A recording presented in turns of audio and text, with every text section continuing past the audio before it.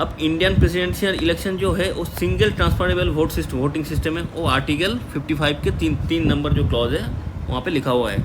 जय हिंद दोस्तों, welcome to our channel the Indian soul और मेरा नाम है शुभो। और आज हम लोग डिस्कस करने वाले हैं election process of president of India. Bharat के प्रेसिडेंट की चुनाव का जो प्रोसेस है उसी को लेके आज हम लोग डिस्कस करने वाले हैं।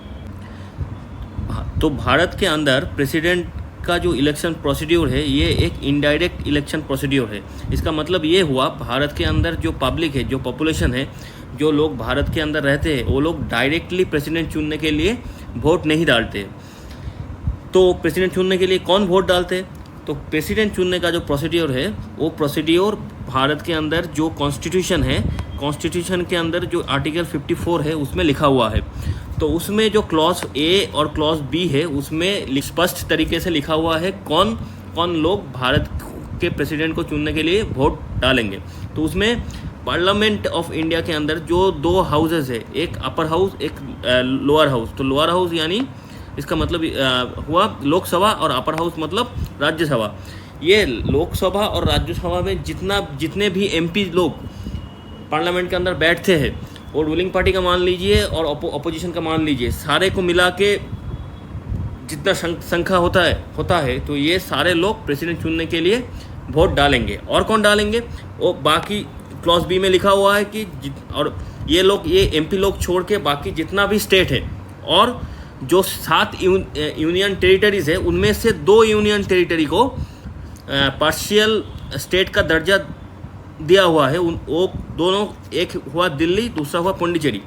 तो ये 29 स्टेट की जो एमएलएज है, 29 स्टेट के विधानसभा के अंदर जो एमएलएज बैठते हैं, और ये जो 2 यूनियन टेरिटरी दिल्ली और पुडुचेरी, इनके विधानसभा में जो एमएलएज बैठते हैं, ये सारे लोग मिलके प्रेसिडेंट चुनने के लिए वोट दान करेंगे। तो कौन कौन हुआ? लोकसभा के एमपी प्लस राज्यसभा के एमपी प्लस 29 स्टेटों की एमएलएज और 2 यूनियन टेरिटरी कौन कौन है? दिल्ली और पुडुचेरी के जो विधानसभा के अंदर एमएलएज बैठे हुए हैं, ये सारे लोग मिलके प्रेसिडेंट चुनने के लिए वोट डालेंगे। तो ये कॉन्सेप्ट तो समझ में आ गया कि प्रेसिडेंट का जो इलेक्शन प्रोसेस है वो एक इनडायरेक्ट प्रोसेस है। इसका मतलब ये हुआ पब्लिक डायरेक्टली वोट नहीं डालता है, पब्लिक के चुने हुए जो एमपीज एमएलएज होते हैं वही लोग प्रेसिडेंट चुनने के लिए वोट डालते हैं। ये हो गया बेसिक कॉन्सेप्ट। अब जो मेन प्रोसेस है इलेक्शन की, प्रेसिडेंट की इलेक्शन की, उस प्रोसेस को समझने की कोशिश करते हैं। जो इनडायरेक्ट प्रोसेस है, एक तो हमने देख लिया राज्यसभा का जो इलेक्शन होता है वो एक तरीके से इनडायरेक्ट इलेक्शन होता है, राज्यसभा के अंदर जो एमपीज़ का इलेक्शन होता है। फिर अब हम समझेंगे जो प्रोसेस प्रेसिडेंट को चुनने के लिए होता है, इलेक्शन प्रोसेस, उसको भी हम इनडायरेक्ट प्रोसेस बोलते हैं, इनडायरेक्ट इलेक्शन बोलते हैं। तो वो इनडायरेक्ट इलेक्शन कैसे होता है? तो सबसे पहले ये एक कॉन्सेप्ट जो हम लोगों की एकदम क्लियर हो गया, वो हो गया मेंबर्स ऑफ पार्लियामेंट और मेंबर्स ऑफ लेजिस्लेटिव असेंबली यानी एमएलएज। तो ये लोग प्रेसिडेंट चुनने के लिए वोट डालेंगे। देखिए यहाँ पे ऐसा नहीं है कि एक एमएलए का वोट का वैल्यू है वो 1 है, ऐसा नहीं है। जैसे कि हम लोग जब जनरल इलेक्शन होता है कि या तो स्टेट गवर्नमेंट का इलेक्शन होता है, वहाँ पे एक आदमी जब वोट डालता है, कॉमन सिटीजन, तो उसका वोट का जो काउंट होता है उसको एक ही माना जाता है। लेकिन यहाँ पे कैसे होता है? यहाँ पे हर एक एमएलए का, पहले हम एमएलए को समझेंगे, फिर उसके बाद एमपी का वोट देने का प्रोसीड्यूर समझेंगे। तो सबसे पहले हम ये जो प्रेसिडेंट का इलेक्शन होता है उसमें एमपी और एमएलए वोट डालते हैं। तो यहाँ पे क्या है कि एमपीज़ का वोट, एक एमपी का वोट का वैल्यू और एक एमएलए का वोट का वैल्यू अलग है। मतलब मान लीजिए एक एमपी का वोट का वैल्यू अगर 10 होगा, ये बस हाइपोथेटिकल मैं बोल रहा हूँ, एग्जैक्ट जो नंबर है वो हम बाद में समझेंगे कैसे आता है। तो मान लेते हैं एक एमपी का जो एक वोट का वैल्यू है 10 और एक एमएलए का मान लीजिए 5 या तो 6, ऐसे कुछ होगा हर एक स्टेट वाइज, वो सब कॉन्सेप्ट हम समझेंगे। तो यहाँ पे एमपीज और एमएलएज का वोट का जो वैल्यू है, जो वेटेज है, वो अलग अलग है। और एमएलएज के बारे में जब हम बात करेंगे, यहाँ पे हर एक स्टेट का जो एमएलए होंगे, मतलब वेस्ट बंगाल का एक एमएलए का वोट का जो वैल्यू होगा वो राजस्थान का एक एमएलए का वोट से वैल्यू से अलग होगा। फिर दिल्ली का एक एमएलए का वोट का जो वैल्यू होगा उससे अलग बॉम्बे का एक एमएलए का मतलब महाराष्ट्र का एक एमएलए की वोट का वैल्यू अलग होगा। तो एमएलए का जो वोट है वो हर एक एमएलए का वोट का वैल्यू एक दूसरे स्टेट के एमएलए से अलग अलग होंगे। तो कैसे होंगे, तो ये चीज़ अभी हम समझेंगे। तो सबसे पहले हम देखेंगे जब प्रेसिडेंट का इलेक्शन का जो काउंट होता है वोट का, उसमें एमएलए का एक एमएलए का वोट का कितना वैल्यू होता है। तो सबसे पहले मान लेते हैं, हम एग्जाम्पल ले लेंगे। पहले हम फॉर्मूला देख लेते हैं। फॉर्मूला अगर किसी भी स्टेट का, पहले हम मान लेते हैं मध्य प्रदेश का। मध्य प्रदेश का अगर आपको मध्य प्रदेश की एक एमएलए की अगर वोट का जो वैल्यू है वो जानना है तो क्या करेंगे, फॉर्मूला मध्य प्रदेश की जो जनरल फार्मूला, ये फार्मूला जनरल फार्मूला है, हर एक स्टेट के ऊपर अप्लाई होगा। कैसे, total population of the state divided by total MLAs of a state. इसका मतलब ये हुआ, एक स्टेट के अंदर जितना पॉपुलेशन है, पहले उस पॉपुलेशन को हम उस स्टेट के अंदर जितना विधानसभा सीट यानी जितना एमएलए होंगे उससे डिवाइड करेंगे। फिर डिवाइड होने के बाद जो संख्या आएंगे, जो वैल्यू आएगा उसको हम फिर 1000 से डिवाइड करेंगे, तब जाके जो वैल्यू आएगा वही होगा उसी स्टेट का एक एमएलए की वोट की वैल्यू प्रेसिडेंट इलेक्शन के लिए। तो अब हम एग्जाम्पल से समझने की कोशिश करेंगे। पहले तो ये मैप देख लेते हैं। इस मैप के अंदर हर एक स्टेट के अंदर कितना एमएलए होता है, यानी कितना विधानसभा सीट होता है, उसका नंबरिंग दिया हुआ है। जैसे कि वेस्ट बंगाल के अंदर 294 एमएलए होंगे, फिर राजस्थान के अंदर 200 एमएलए होते हैं, गुजरात के अंदर 182 एमएलए होते हैं। तो हम एक एग्जाम्पल लेते हैं मध्य प्रदेश का। मध्य प्रदेश के अंदर 230 एमएलए है। तो मान लेते हैं मध्य प्रदेश का जो पॉपुलेशन है, मैं मान लेता हूँ कि फिलहाल एग्जैक्ट पॉपुलेशन तो हम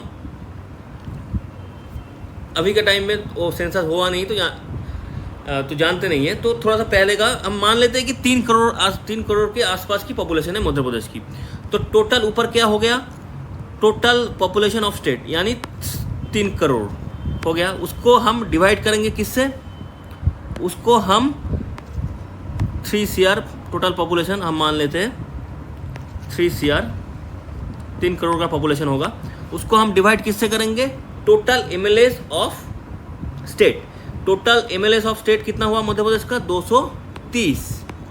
तो पहले इसको डिवाइड करेंगे, लगभग मान लीजिए 3 करोड़ 17 लाख का पॉपुलेशन है मध्य प्रदेश की। तो उसको डिवाइड करेंगे तो कितना आएगा, 1,30,509.4782 इतना वैल्यूएशन आया, ये वैल्यूएशन आया। तो उसको हम फिर क्या करेंगे, इसको टोटल को फिर हम 1000 से डिवाइड करेंगे। 1000 से डिवाइड करने के बाद जो वैल्यूएशन आया वो आया 130.50। तो हम यहाँ पे तो कितना आया, 130.50। हमने फार्मूला क्या बिठाए, टोटल पॉपुलेशन मध्य प्रदेश के अंदर कितना रहता है, हमने मान लिया 3 करोड़ 17,00,000 पॉपुलेशन रहता है मध्य प्रदेश के अंदर। उनमें विधानसभा सीट कितना है, 230 का है विधानसभा सीट, यानी 230 एमएलए है। तो पहले हम 3 करोड़ 17,000 को 230 से डिवाइड करेंगे तो कितना आया, 1,30,509.4782। फिर उसको हम 1000 से डिवाइड करेंगे तो कितना आया, 130.50। यानी मध्य प्रदेश के अंदर एक एमएलए जब प्रेसिडेंट को चुनने के लिए वोट डालेंगे, प्रेसिडेंट के कैंडिडेट को चुनने के लिए वोट डालेंगे, तो उसका वोट का वैल्यूएशन होगा 130, लगभग 130। वो एक एमएलए जो मध्य प्रदेश से आता है उसका वोट का वैल्यूएशन होता है 130। अब हम ऐसे एग्जाम्पल वेस्ट बंगाल के लिए ले लेते हैं। वेस्ट बंगाल के अंदर मान लीजिए 10 करोड़ के आसपास आबादी है, उसको हम डिवाइड कितने से करेंगे, 294 से करेंगे, क्योंकि 294 जो एमएलए है वेस्ट बंगाल के अंदर उसका संख्या है 294। तो फिर 10 करोड़ को 294 से अगर जब डिवाइड करेंगे तो जितना आएगा लगभग 3,40,136.05 करके कुछ आया। उसको हम फिर से डिवाइड करेंगे 1000 से तो कितना आया, 340।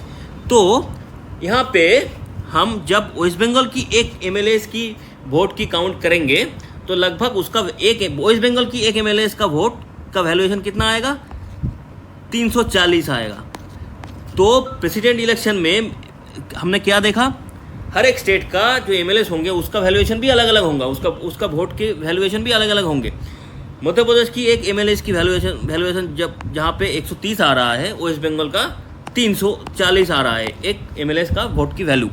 फिर हम अगर गुजरात में चले जाएंगे तो कुछ अलग संख्या आएंगे। तो इसका मतलब ये हुआ हर एक स्टेट के अंदर जितना भी एमएलएज है उनका वोट का जो वैल्यू है प्रेसिडेंट इलेक्शन में वो अलग अलग है। किसी स्टेट का जिसमें ज़्यादा पॉपुलेशन है में वोट का जो वैल्यू है एमएलए का उसका ज़्यादा आएगा, जिसमें पॉपुलेशन थोड़ा कम है वहाँ पे वोट का वैल्यूएशन भी एमएलए का कम आएगा। तो लगभग मान लीजिए कुछ एक हद तक जो पॉपुलेशन की संख्या है, जो पॉपुलेशन की साइज है हर एक स्टेट का, उसी के ऊपर डिपेंड करके एक एमएलए की वोट का जो वैल्यू है वही तय होता है प्रेसिडेंट इलेक्शन के लिए। अब हम देखेंगे जो टोटल हर एक स्टेट का, मान लीजिए मध्य प्रदेश का 130 आ गया हमारा एक एमएलए की वोट की वैल्यू। फिर कितना है हमारी एमएलए की संख्या 230, तो टोटल 230 इंटू 130 करेंगे तो 29,900 का टोटल वैल्यूएशन आएगा मध्य प्रदेश का। टोटल वैल्यू मध्य प्रदेश की, अगर मध्य प्रदेश का जितना भी एमएलए है उसका टोटल पूरा एमएलए की जो वोट का जो वैल्यूएशन है उसको एक बारी में सम अप कर लेंगे तो 29,900 करके कुछ आएगा।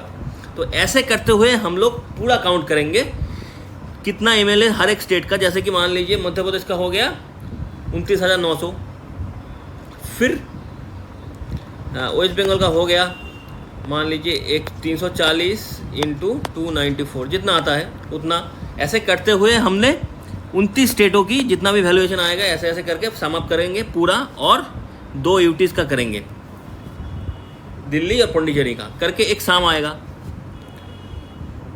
अब उसी साम के साथ हम बाद में एमपी का भी जितना होता है वो भी सम अप करेंगे। तो भारत के अंदर जितना भी स्टेट है 29 स्टेट, उसके अंदर जितना भी एमएलए है और 2 जो यूटीज़ है जो यूनियन टेरिटरीज है, तो उनके सारे एमएलए का वोट के वैल्यूएशन का काउंट हम कैसे करेंगे वो हम मध्य प्रदेश की और वेस्ट बंगाल की जो एग्जाम्पल है उससे हम समझ लिए। तो पूरा टोटल कैलकुलेशन करके ऐसे हम कैसे कैलकुलेशन करेंगे उसका जो कॉन्सेप्ट है वो समझ में आ गया हम लोगों की। अब हम देखेंगे ये तो एमएलए का वोट का जो वैल्यूएशन है वो हमने निकाल लिए। अब हम देखेंगे एमपीज़ का, जो राज्यसभा और लोकसभा के अंदर जो भी एमपीज़ है उनके जो वोट का जो वैल्यूएशन है वो उसको कैसे हम निकालेंगे। देखिए यहाँ पे हम क्या क्या करेंगे, total value of votes of all MLAs in the country. तो ये जो total valuation of votes of all the MLAs in the country, ये हम divided by total number of MPs present in Lok Sabha and Rajya Sabha. तो ये जो पहला वाला जो है total value of votes of all MLAs in the country, इसको हम कैसे निकालेंगे। अब तक जो पढ़ाई की है हमने, कॉन्सेप्ट क्लियर किए, उसमें हमने देख लिया हम कैसे निकालेंगे। तो हर एक स्टेट के अंदर कितना पॉपुलेशन रहता है, उसका जो कितना एमएलएज होंगे उसके अंदर उसको डिवाइड करके फिर हम 1000 से डिवाइड करेंगे। तो जितना आएगा वो है हर एक स्टेट की जो एक एमएलए का है, एमएलए का एक वोट की वैल्यू। तो अब हर एक स्टेट की जो टोटल एमएलएज होंगे उससे उसको गुना करेंगे, यानी 230 एमएलएज है मध्य प्रदेश के अंदर, उसका एक वैल्यू 130 है, तो उसको गुना करके जितना आएगा वो हो गया मध्य प्रदेश की टोटल एमएलएज की वोट जो है उसका वैल्यू। फिर ऐसे करते हुए हम 29 स्टेटों की एक एक करके एमएलए की वोट की वैल्यूएशन निकालेंगे और 2 यूटीज़ का यानी दिल्ली और पुडुचेरी का निकाल के सम अप करके जो होगा, जो वैल्यू आएगा उसी को हम यहाँ पे पुट करेंगे। फिर उसको हम क्या करेंगे, उसको हम लोकसभा और राज्यसभा की जितना भी एमपीज़ है उनको सम अप करके उससे डिवाइड करेंगे। ये है फॉर्मूला। अब हम मान लेते हैं कि 2025 के अंदर 2025 में टोटल ऐसे हम मान लेते हैं, अभी ये एक्यूरेट संख्या नहीं है, हम बस अपने हिसाब की कैलकुलेशन को समझने के लिए हम ऐसे छोटा एजम्पशन करके हम मान लेते हैं कि टोटल 2025 में अगर 29 स्टेट और 2 यूटीज़ का जितना भी एमएलएज है उनका अगर वोट का जो वैल्यूएशन है उसको काउंट करेंगे तो लगभग 5,49,474 करके ऐसे कोई वैल्यूएशन आएगा। ये वैल्यूएशन कहाँ का है, 29 स्टेटों की एमएलए प्लस 2 यूनियन टेरिटरीज की एमएलएज, इन सब की वोट का जो वैल्यूएशन है उसको सम अप करके ये संख्या आया। उसको हम लोकसभा और राज्यसभा की जितना भी एमपीज़ है, यानी लोकसभा के अंदर 543 और राज्यसभा के अंदर 233 जितना एमपीज़ है उनको सम अप करके 776 आएंगे। उससे हम इसको डिवाइड करेंगे। किसको डिवाइड करेंगे? 5,49,474 को। संख्या कितना आया डिवाइड करने के बाद? जो वैल्यू आया वो 708। इसका मतलब ये हुआ हर एक एमपी का जो पार्लियामेंट के अंदर बैठा हुआ है उसका प्रेसिडेंट इलेक्शन में उस हर एक एमपी का एक वोट का वैल्यूएशन कितना आएगा? 708। समझ में आ गया?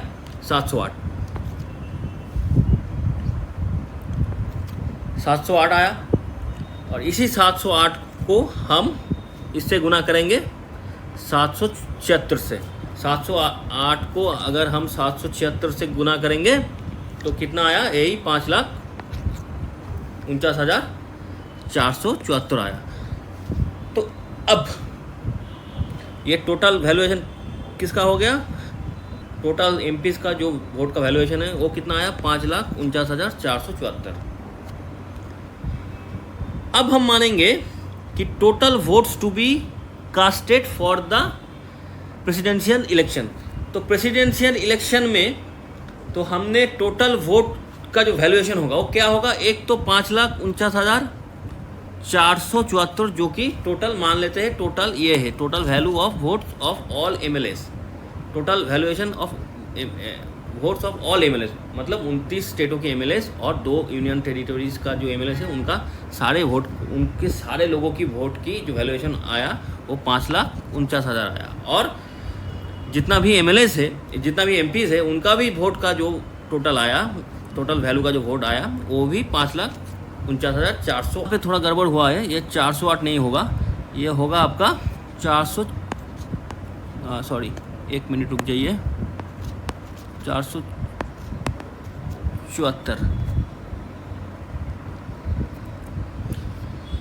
तो अब मान लेते हैं इनको टोटल करेंगे, जितना होगा वैल्यूएशन वो कितना आ रहा है? 10,98,882 इतना आया वोट का टोटल वैल्यू। तो मान लेते हैं तो यही है टोटल एग्ज़ाम के फुल मार्क्स। तो टोटल एग्ज़ाम के फुल मार्क्स कितना हुआ? 10,98,882। इस देखिए ये एक्यूरेट नंबर नहीं है, ये बस हम समझने के लिए इसको हम देख रहे हैं कि ऐसा नहीं है कि इतना यही नंबर है, नंबर थोड़ा अलग आगे पीछे हो सकता है आज के टाइम में।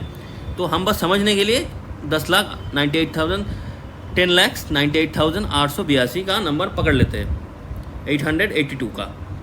अब हम क्या करेंगे? इसको और भी छोटा कर लेंगे। मान लेते हैं ये 10,98,882 को हम 15,000 मान लेते हैं कि 10 लाख का वैल्यू 15,000 ही है। क्योंकि हम 15,000 इसलिए मान रहे हैं कि आगे जाके हम इसको 10 लाख को लेके हिसाब करने बैठेंगे तो कैलकुलेशन करने में भी दिक्कत होगा और आप लोगों को समझाने के लिए भी दिक्कत आएगा। तो हम वैल्यू थोड़ा सा छोटा कर लेंगे तो एग्जाम्पल आसानी से दे पाएंगे, कैलकुलेशन भी आसानी से कर पाएंगे और आपको आसानी से समझा भी पाएंगे। तो मान लेते टोटल एग्ज़ाम का जो नंबर है 15,000 है। अब क्या है? अब इंडियन प्रेसिडेंशियल इलेक्शन जो है वो सिंगल ट्रांसफरेबल वोटिंग सिस्टम है। वो आर्टिकल 55 के 3 नंबर जो क्लॉज है वहाँ पे लिखा हुआ है। तो इसमें क्या होता है? तो हर एक एमपीज़ और एमएलएस को ऐसे यहाँ पे वो ईवीएम नहीं होता है, यहाँ पे जो होता है वो यहाँ पे बैलेट पेपर दिया जाता है। तो हर एक एमपीज़ और एमएलएस उस बैलेट पेपर में अपना प्रेफरेंशियल वोट डालते हैं। जैसे कि राज्यसभा में हम लोगों ने देखा कि आप 1-2 करके प्रेफरेंस लिखते हैं, यहाँ पे किसी एक कैंडिडेट को वोट नहीं डालते। मान लेते 4 कैंडिडेट प्रेसिडेंट इलेक्शन के लिए खड़े हुए हैं, candidate A, B, C, D। इसमें अगर मान लेते एक एमपी चाहता है कि वोट देना, वो ऐसे नहीं है कि सिर्फ कैंडिडेट C को उसको पसंद है तो C को टिक लगा के आ गया, ऐसा नहीं होगा। यहाँ पे प्रेफरेंस लिखा जाएगा। अगर एमपी सबसे पसंद C कैंडिडेट को पसंद करता है तो इसको 1 नंबर पे रखेगा, उसके बाद A को 2 नंबर के, अगर A उसके बाद आता है तो फिर B को 3 नंबर पे और D को 4 नंबर पे रखेंगे। ऐसे करके प्रेफरेंशियल वोट दिया जाएगा। जो कैंडिडेट सबसे ज़्यादा पसंद है उसको 1 नंबर पे रखा जाएगा, फिर उसके बाद जो आएगा उसको 2 नंबर पे, फिर उसके बाद 3 और लास्ट में 4 नंबर वाले। तो ऐसे करके हर एक एमपीज़ और हर एक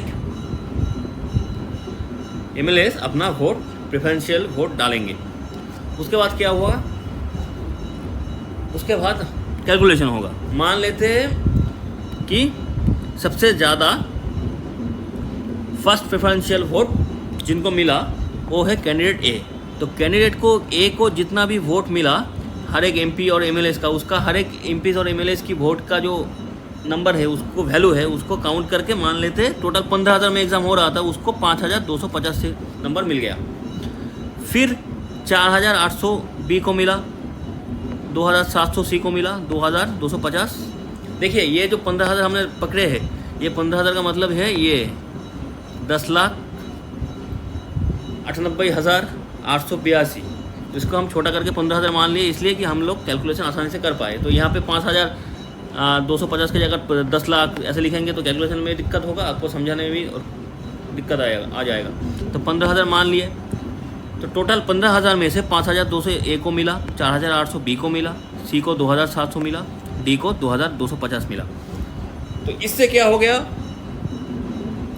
देखिए टोटल 15,000 है। तो इसका मतलब ये हुआ, अगर किसी एक कैंडिडेट को अगर जीत के आनी है प्रेसिडेंट के चुनाव में, तो उसको मिनिमम कितना वोट चाहिए, 15,000 को 2 से डिवाइड करेंगे उस और प्लस 1 करेंगे, यानी 15,000 की आधा जितना होगा उससे 1 पॉइंट अगर ज़्यादा आ गया, एक वैल्यू ज़्यादा आ गया तो उसको चुन के आएंगे। तो कितना हो गया, 7,501 + 1 7,501, इतना वोट मिनिमम चाहिए। 15,000 में एग्ज़ाम हो रहा है, उसमें से 7,501 नंबर चाहिए तो जाके आप प्रेसिडेंट बनोगे। तो ऐसे अभी पहला फेज़ में जब वोटिंग हुआ तब ए को आया 5,250, बी को आया 4,800, सी को आया 2,700, डी को आया 2,250। तो डी को एक तरीके से सबसे कम वोट, मतलब सबसे कम वैल्यू आया वोट का। तो अब क्या हो गया, अब डी एलिमिनेट हो गया, डी रेस से बाहर हो गया, एग्ज़ाम से बाहर हो गया। अब दूसरे फेज़ की वोटिंग होगा, लेकिन यहाँ पे ए बी सी किसी को भी 7,501 वोट नहीं मिला, वोट की वैल्यू नहीं मिला, तो कोई सिलेक्ट भी नहीं हुआ, लेकिन डी एलिमिनेट हो गया।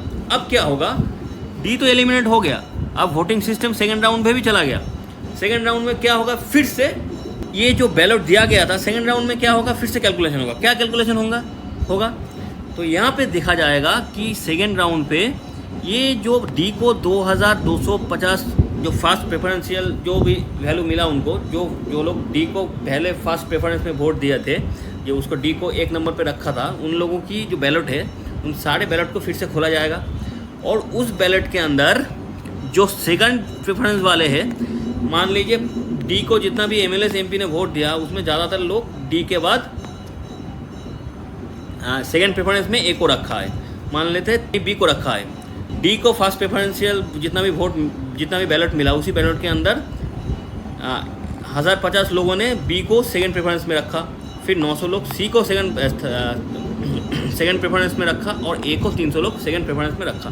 तो ये सारे 300, 1,000 और 900 ये सारे अमाउंट सेकंड फेज़ में जाके ए बी को एज पर the respective candidate A B और सी के साथ जुड़ जाएंगे, सम अप हो जाएगा। तो तब सेकंड फेज़ में जाके जब कैलकुलेशन होगा तो कैलकुलेशन में क्या दिखा जाएगा कि ए को पहले 5,250 वोट मिला, उसके बाद 300 वोट ए को और मिल गया, तो ए का जो टोटल हो गया 5,550 हो गया। फिर बी को क्या हुआ, बी को 4,800 मिला था, फिर सेकंड प्रेफरेंस में 1,050 मिला, तो बी का जो टोटल हो गया 5,850 हो गया। फिर सी को देखा कि 2,700 मिला था, फिर 900 ऐड हुआ तो 3,600 हो गया थर्ड इसके अंदर। अब सेकेंड राउंड के अंदर भी जाके हमने क्या देखा, सी का जो टोटल है 3,600 दोनों से कम है, तो सी एलिमिनेट हो गया। अब सी तो एलिमिनेट हो गया, लेकिन उसका जो बैलेट पेपर्स है, सी को फर्स्ट प्रेफरेंस में रखते हुए जितना भी बैलेट उनको मिला, तो उसमें अब क्या होगा, उसमें अंदर अब थर्ड प्रेफरेंस वाले कौन कौन है उसको प्रेफर किया जाएगा थर्ड फेज़ की वोटिंग में, क्योंकि किसी एक कैंडिडेट को हमें चुनना है। अब बचा है ए और बी, तो थर्ड प्रेफरेंस जब थर्ड राउंड की वोटिंग होगी, थर्ड फेज़ की वोटिंग होगा, उसमें सी को जितना भी बैलेट मिला उसके अंदर थर्ड प्रेफरेंस किसको दिया गया है, थर्ड प्रेफरेंस सी को जितना भी फर्स्ट प्रेफरेंस वाला वोट मिला उसमें थर्ड प्रेफरेंस किसको दिया गया है उसी वोट को दिखाया जाएगा। अगर मान लेते थर्ड प्रेफरेंस किसको मिला, ए को 1,700 थर्ड प्रेफरेंस मिला और बी को 1,900 थर्ड प्रेफरेंस मिला, तो यही संख्या जो सेकेंड फेज़ का जो टोटल है उसके साथ सम अप हो जाएगा। तो अब थर्ड फेज़ के बाद जब कैलकुलेशन हुआ, तो कैलकुलेशन होने के बाद दिखा गया कि 5,550 का वैल्यूएशन तो पहले से ही था ए के पास, उसके बाद 1,700 का वैल्यूएशन और ऐड हो गया, तो 7,250 का वैल्यूएशन ए को मिल गया। तो और बी को कितना मिला, बी को 5,850 का वैल्यूएशन पहले से था सेकंड राउंड पे, उसके साथ 1,900 का वैल्यूएशन और ऐड हो गया, तो 7,750 का वैल्यूएशन बी के साथ जुड़ गया।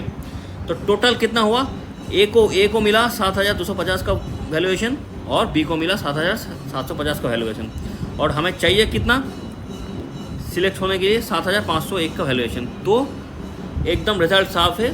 तो 7,501 से ज़्यादा वैल्यूएशन किसको आया, बी को आया। तो विनर कौन बना, बी, यानी प्रेसिडेंट कौन बनेगा, बी।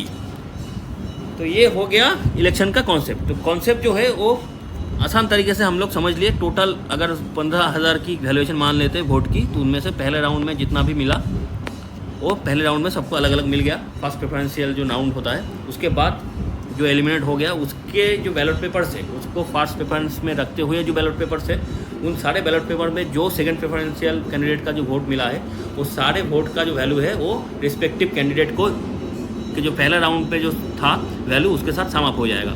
फिर उसके बाद जो कैंडिडेट सेकेंड राउंड पे एलिमिनेट हो जाएगा तो उसका जितना भी बैलेट है उसमें जो थर्ड प्रेफरेंशियल जो कैंडिडेट है वही थर्ड प्रेफरेंशियल कैंडिडेट का जो वोट है वो थर्ड फेज़ में जाके जो कैंडिडेट बचेंगे उसके साथ उसका जो सेकेंड राउंड का जो समाप्त वैल्यूएशन था वोट का उसके साथ समाप्त हो जाएगा और एक लास्ट में वैल्यू आ जाएगा। अगर वैल्यू जो वोटिंग जो मिनिमम वैल्यूएशन होता है वोट सिलेक्ट होने के लिए उससे ज़्यादा हुआ तो वही कैंडिडेट सिलेक्ट हो जाएंगे।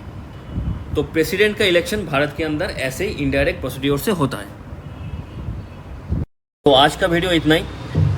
अगर आप लोगों को हमारी कोशिश, हमारी कंटेंट, हमारी वीडियो अगर अच्छे लगे तो इस चैनल को सब्सक्राइब कर दीजिएगा और बेल बटन को प्रेस कर दीजिएगा।